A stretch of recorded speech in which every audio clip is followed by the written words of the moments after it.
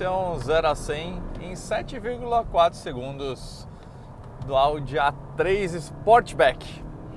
Carro que foi minha companhia por mais de 2.000 quilômetros em um fim de semana, que foi o carro com o qual eu fui até Guaporé para a gente fazer uma série de matérias que vocês vão ver ao longo aí dos próximos dias, com vários carros sensacionais que andaram nesse evento, que é o maior track day em termos de performance, camaradagem, tudo que você pode imaginar.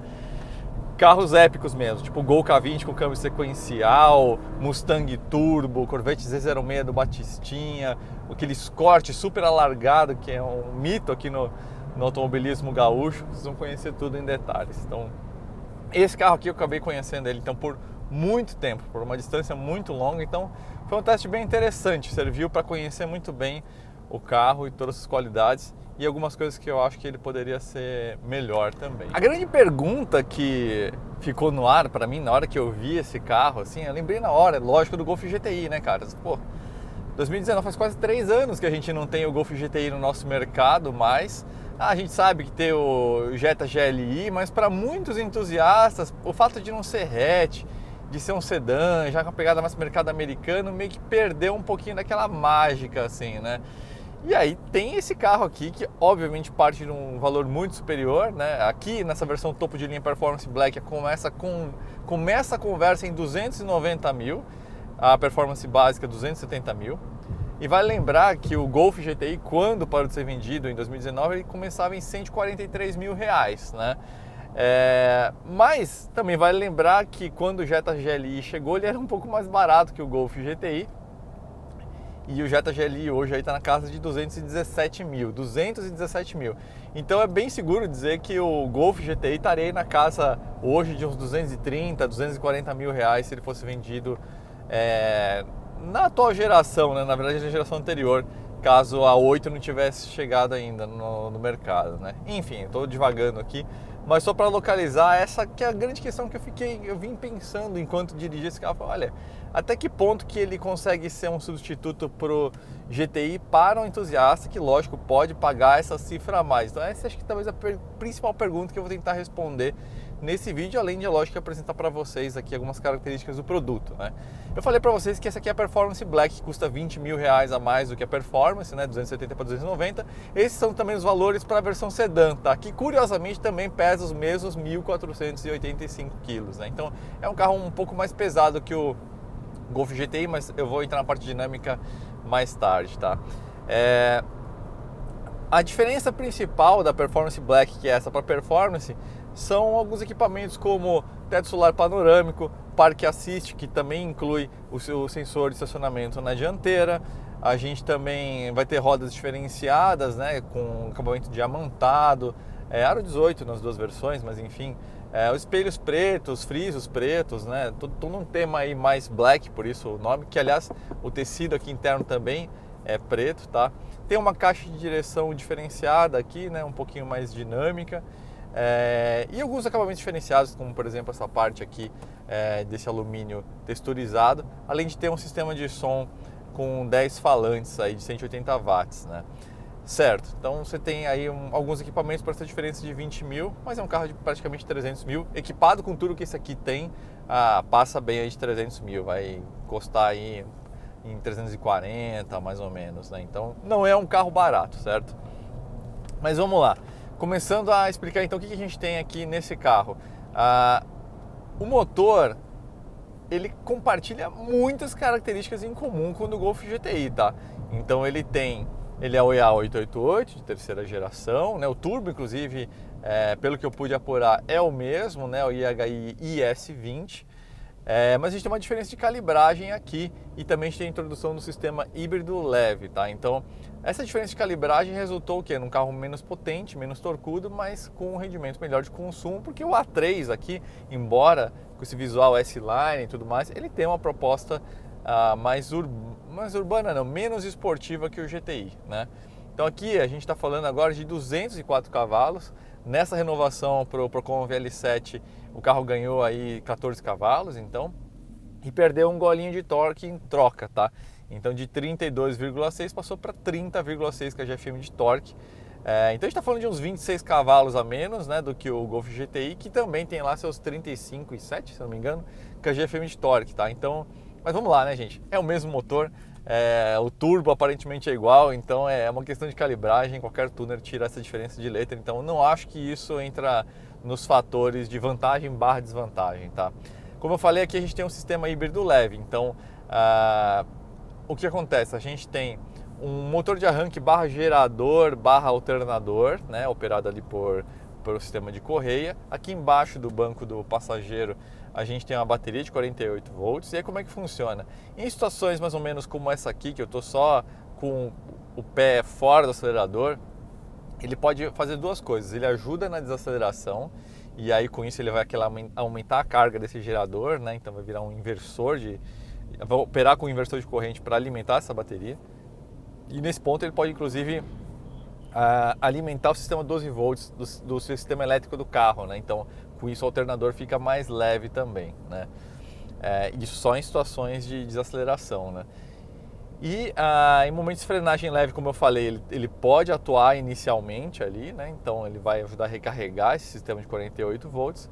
E quando você descer o pé e o sistema está com carga suficiente, ele vai dar um impulso aí de mais ou menos 12 cavalos e 5 kgfm de torque, né? Então é um sistema que vai ajudar aí, de forma meio marginal na questão de consumo, né? Tem uma questão aí também corporativa na introdução de sistemas híbridos leves, né? Até porque eu mesmo questiono se carregar essa bateria a mais e todos os sistemas periféricos a mais não dá um saldo quase zero no fim em termos de consumo de combustível, né? Ou mesmo de emissões, mas as marcas estão aí tentando, cada uma à sua maneira, conseguir bons scores aí nessa parte de tecnologias para redução de emissões, né? Bom, o câmbio aqui tem uma diferença, né, em relação ao GTI, que era o DQ250, aqui é o famoso DQ381, que por sinal é o câmbio que está no Jetta GLI também, né? Aqui o que a gente não tem é o sistema VAQ, né, que é aquele, como se fosse um Audex, só que em vez de ser na longitudinal é na transversal, então ele atua como um diferencial autoblocante, né? Aqui a gente tem uma solução, entre aspas, híbrida, né, no sentido de que não tem um autoblocante mecânico, então é como o GTI, mas é o câmbio de especificação mais alta, que tolera um torque maior, inclusive, do GLI. Então aqui já tem um ponto positivo, né? Porque você consegue pegar mais pesado num remap ou numa receita de preparação graças a essa transmissão. O GTI eu não considerava carro duro, não. Era um carro que funcionava muito bem, inclusive, para uso diário. Em algumas situações, talvez, um pouquinho mais seco, né? Aqui a gente tem uma linha fina muito boa, assim, entre um Highline da vida e um GTI, vamos dizer assim. Então, é um carro muito confortável mesmo, ele absorve muito bem todo tipo de regularidade. Tá numa altura boa o carro também, então é difícil você raspar aí a barriga, o queixo do carro. Mesmo esse sendo um S-Line que tem aí uma altura, se não me engano, 15 milímetros mais baixo, mas eu achei bem acertado. Deve ser uma altura semelhante, inclusive, ao do Golf GTI. Isolamento acústico do carro também fabuloso. Puta, tanto tempo de estrada, 1.000 quilômetros de uma vez eu fiz, tanto na ida quanto na volta, né? Na volta, na verdade, dei uma parada em Curitiba para ver os bancos da Chevy e do Good Guys, né? Que tá pronto, na verdade, os bancos, mas os painéis de porta ainda vão ser feitos, né? Bom, e uma coisa que me chamou a atenção nessa viagem super longa que eu fiz com esse carro aqui é a parte de ergonomia, assim. Beleza, carro alemão a gente sabe, né, posição de direção, essa plataforma MQB é muito boa nisso, né, fica super bem encaixado, tem uma amplitude boa de ajustes, mas, cara, rodar 1.000 km numa tacada só seria meio normal você começar a sentir dor ali, sabe, putz, na perna, na bacia, ali no traseiro, aí fica mudando de posição. Cara, eu fui encaixado do começo ao fim, evidentemente cansado pra caramba no fim da viagem, mas sem nenhuma dor localizada, assim. Então, o projeto de ergonomia desse carro aqui, ó, aplausos, porque, uma viagem longa dessa, numa estrada com chão ruim, então deu para avaliar bem, assim, essa parte de conforto, equilíbrio, parte esportiva, que a gente vai ver daqui a pouco também, e ergonomia também nesse sentido de distribuição de forças no seu corpo, né? Então, super bem encaixadinho, então carro gostoso, confortável, um baita som aqui, especialmente esse aqui que está equipado com o sistema de 680 watts da Bang & Olufsen. Então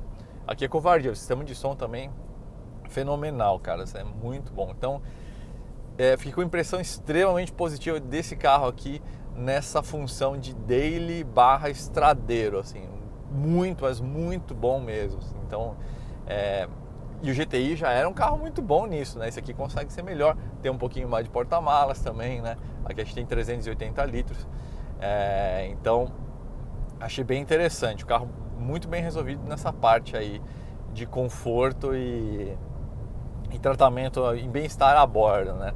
Agora a gente está começando efetivamente a Estrada dos Romeiros e a gente vai conhecer então esse outro lado aqui de como que é a pegada do A3. Mas antes, vamos dar uma olhadinha nesse carro por fora? Eu acho que não tem como começar a falar sobre esse carro sem olhar essa cor, esse amarelo Piton. Amarelo perolizado. Bom, gosto é gosto, né? Mas eu achei super bonito. Conversou muito bem aí com esse tema dessa versão Performance Black, com os frisos escurecidos, espelhos pretos. Nesse caso aqui, na verdade, espelhos com capa em fibra de carbono, porque é um opcional, né? Mas deixando de lado essa questão de cor e gostos pessoais, o fato é o seguinte: essa nova geração aqui do A3 nunca foi tão RS em termos de proposta de design. É só você ver quanto que cresceu a grade, quão agressivo ficaram esses recortes aqui dessas entradas de ar lateral. A gente consegue ver inclusive uma menção aqui de design ao Audi 4, nessas pequenas entradinhas de ar, esses 4 vincos que você tem no capô. O carro está mais largo também, 3,5 cm, o que resultou numa bitola 11 milímetros mais larga em relação à geração anterior. E isso ajuda muito também na tocada, né? Distribuição lateral de carga dinâmica, né? É reduzir quanto mais largo o eixo, né? Então, inclusive esse carro aqui é por volta de 2 centímetros mais largo que o Golf e também é cerca de 8 centímetros mais comprido, o que explica também por que a gente tem um porta-malas aqui de 380 litros contra os 338 do GTI, que é de uma geração anterior dessa plataforma MQB. Essa aqui é uma MQB também, mas é uma MQB Evo. Em termos de metalurgia, aparentemente a gente não tem grandes diferenças aqui em relação à MQB do Golf 7, porque se tivesse, com certeza o grupo Volkswagen ia valorizar, né? Então, a gente sabe que em termos de arquitetura eletroeletrônica, aí sim a MQB Evo tem grandes diferenças, especialmente essa parte de preparação para veículos híbridos e elétricos, né? Mas em termos de metalurgia eu acho que é bastante similar. Então, como eu estava falando, né, a gente tem essa proposta de design bem mais RS e muito capricho em uns detalhes bem bacanas, né? Quando você vem aqui para a lateral e você vê, por exemplo, esse elemento aqui na caixa de ar, né, esse friso, esse acabamento em preto piano também, enfim, mas tudo remete assim, a um capricho bem bacana. E uma coisa legal dessa fase que estava falando, essa pegada mais RS, é como que os paralamas ficaram mais destacados aqui, né? Então você tem, por exemplo, aqui, ó, perto dessa maçaneta traseira, esse músculo, esse vinco muito sutil que nasce do zero aqui e que também mostra a precisão da estamparia, né, das fábricas da Audi, né? Então esse tipo de raio é muito delicado, é muito difícil de se conseguir com essa precisão, né? É um vinco muito sutil que começa e morre aqui antes desse vinco aqui da caixa de roda. Então tem umas sacadas de design bem interessantes e ao mesmo tempo ele mantém essa ideia meio clean, né? Essa coisa mais minimalista, típica da Audi, embora tenha incorporado vários elementos mais agressivos de design. E essa linguagem mais agressiva, lógico, também se reflete aqui atrás, né? Então, a linguagem da lanterna até meio que parece um pouco da geração anterior, mas vocês lembram que a geração anterior era um pouco mais limpa, né? Um pouco básica até, né? Agora não, eles incorporaram esses elementos aqui, como por exemplo essas saídas falsas de ar aqui logo abaixo do olho de gato, também com essa linguagem meio RS, né? Incluindo esse acabamento hexagonal, né? Que a gente vê tanto a linha RS quanto o próprio GTI também utiliza, né? O detalhe ali também do acabamento em volta das saídas de escape. Então, de forma geral, como falei, tudo ficou aqui mais agressivo, mais esportivo na proposta visual do A3 dessa nova geração. Então vamos voltar para a Estrada dos Romeiros. Aliás, antes, um toque. Esse carro também perdeu os bicos complementares ali no coletor de emissão, né? Então aquele sistema híbrido de injeção direta e indireta não existe mais, agora só injeção direta. Então espere aí uma necessidade maior de uma manutenção em termos de médio e longo prazo em relação à carbonização. Bom, quem conhece aí esses motores de injeção direta sabe bem disso, mas vamos lá.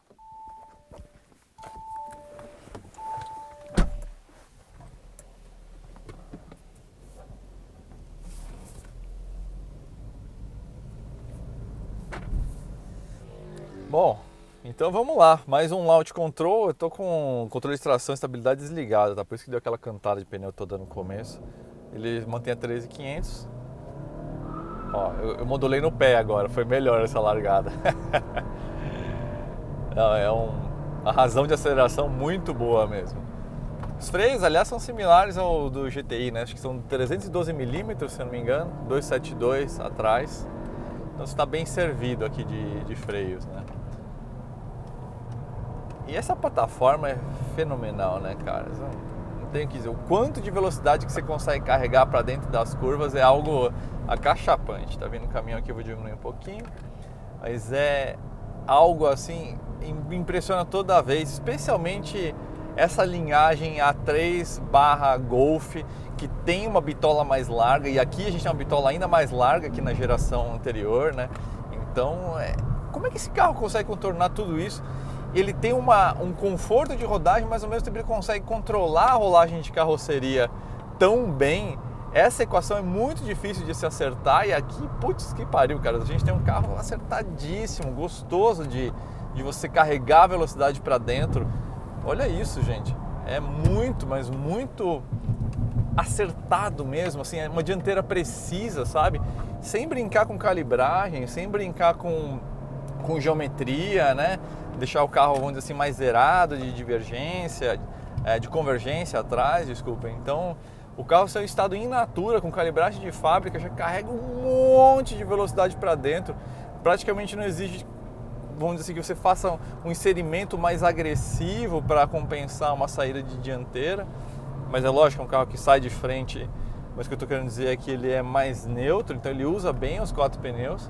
Nessa situação já aqui é de fábrica, né? Então aqui eu já digo assim, cara, você já tem aqui, olha, eu tenho uma certa dificuldade de dizer se esse carro já não tem a mesma competência do GTI, mesmo não tendo a carga de distribuição do GTI, porque esse carro é mais largo, né? Ele é um pouquinho mais pesado, né? A gente tem uma diferença de um cento e poucos quilos aqui, mas você não sente tanto assim essa diferença de massa, caras. Então o que eu diria aqui? Você tem uma base muito boa, cara. Se você é um cara que pode pagar, fica fácil de investir, né? Você pega um carro desse, tem kit, sei lá, da KW, da Bilstein, de tantas outras marcas de performance de coilover, você quer deixar o carro mais agressivo, né? A base é boa, o câmbio é superdimensionado, o motor todo mundo já conhece de trás para frente. Não sei como fica essa parte de integração com o sistema híbrido leve, mas eu não acho que seja o bicho de 7 cabeças.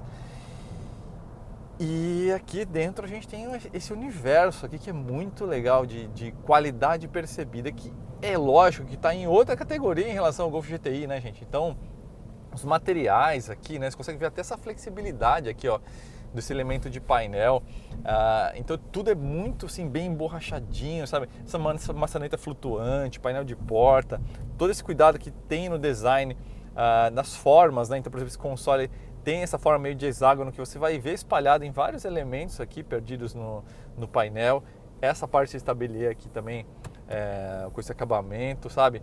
Então, o volante, que é a peça similar ao do R8, então é lógico que você vai pagar uma fábula a mais em relação ao GTI, mas você está levando um outro nível de qualidade percebida e outro nível de projeção social também, né, gente? O carro tem uma presença, e uma coisa que é muito legal é o catálogo de cores aqui, né? Pô, a gente tem esse amarelo cítrico aqui pro A3, uma cor que, putz, nunca o Golf GTI teve, sabe, aqui pro nosso mercado. Então você consegue fazer um carro, um projetinho muito, uma pegada mais exclusiva, né? Então, evidentemente, para quem pode pagar, né? Porque é um carro que tá aí configurado desse jeito aqui, passa dos 300 mil, né? Tem uns penaltizinhos? Putz, até tem. Tem essa parte aqui do painel, que eles fizeram black piano para ter essa continuidade de design nesse lado, mas quando o sol está nascendo atrás de você ou se pondo, isso vira um reflexo direto no seu olho, porque ele está angulado exatamente para sua cara. Então, isso aqui eu achei um horror de ergonomia, essa parte desse... E nessa viagem que eu fiz, por coincidência, eu peguei sol vindo atrás de mim dos dois lados, né? Tanto indo quanto voltando. Não tem carregador por indução, né? A gente não tem aqui um sistema semi-autônomos que Pra mim, de verdade, eu não sinto falta, mas pelo naco de grana que se pede nesse carro, acho que tinha que ter, né? Tem gente que gosta muito do controle de velocidade cruzeiro adaptativo. Aqui não, é um padrão. O que é estranho, porque o carro tem a câmera para operar os faróis de matriz de LED, que esse é um opcional, aliás, fabuloso, né? Ele cria, são milhares de pontos de luz e ele cria zonas escuras para preservar o carro da frente de ser ofuscado, né? Então você consegue ver na estrada, é muito difícil de mostrar isso em vídeo, mas na estrada à noite você vê ele em farol alto e aí de repente um carro na frente ele cria um buraquinho escuro ali, você vê que não dá para ver a parte da janela, assim, do vidro traseiro do carro da frente, né? Então é muito legal esse opcional, mas acho que é estranho, né? O carro que tem todas essas tecnologias não vem com algumas coisas que hoje carros aí custam metade tem dentro do grupo Volks. Isso para mim é um paradoxo meio inaceitável, sabe? Banco do passageiro com ajustes manuais, né? Então tem umas coisas aí que, putz grila, assim, dá aquele gostinho meio amargo, né? Para caras que nem eu, assim, a pegada mais entusiasta, te falo, nem sinto tanto falta disso. Mas acho que eu gostaria de pagar um pouco menos, já que não tem essas coisas, né? Eu acho que é aí que fica essa questão. Então vira um carro meio para quem realmente tá podendo pagar e não se importar mesmo, falar, cara, quero esse carro e é isso. Então é isso, caras, assim, nessa faixa de preço, vamos desconsiderar, lógico, carros seminovos, né, gente, mas nessa faixa de carro zero, acho que nesse trio BMW, Mercedes e Audi, eu estou bastante inclinado a dizer que essa aqui é a minha opção favorita, assim, a Audi conseguiu trazer uma personalidade pro A3 que não tinha na geração anterior em algumas coisas. O interior do A3 da geração anterior era bem modesto, bem seco, né? Era um carro que e naquela fase os BMW Série 1 ainda tinha tração traseira, né? Então era uma outra fase. Agora, nesse estado atual de coisa, acho que esse carro aqui é o mais interessante, pelo menos para minha percepção, né? Aliás, eu nem cheguei a falar aqui do sistema de infotainment, essa tela sensacional, 10 polegadas. Eu acho que é o mesmo hardware, ou similar, ou um pouco melhor, do Volks Play. Resolução de tela fenomenal. Precisa de cabo para conectar, esse é só um ponto, mas usabilidade muito, mas muito boa, né? Mas, caras, é isso, assim. Você está procurando por um Golf GTI 0 km, tá aqui uma opção que na verdade é melhor, se você pode pagar por isso, né? Não tem a mesma potência, cara, Remap A888 sem mistério. Queria a suspensão um pouco mais dura, tem opção de aftermarket que você quiser. Você quer fazer um projeto cabeçudo, todo mundo sabe que Grupo Volks, tudo plug and play, consegue pôr freio aqui maior de outros modelos, da linha RS, por exemplo. Então, tudo aqui você consegue resolver. E em termos de design, de desejo, de acabamento, percepção de qualidade, tá tudo lá em cima. Então, tem esses pênaltis aí que eu falei, mas por tudo isso, mais essa coisa de ser um carro amigão para você usar, confortável, gostoso mesmo, sem pênaltis. Nessa viagem fiz 12 km por litro, 12,5 na verdade, 12,2 na ida e beirando 13 aí na volta, que eu vim mais na manha, né? Então, putz, o carro tem um monte de coisas interessantes. Agora, o cascalho tá puxadinho, né?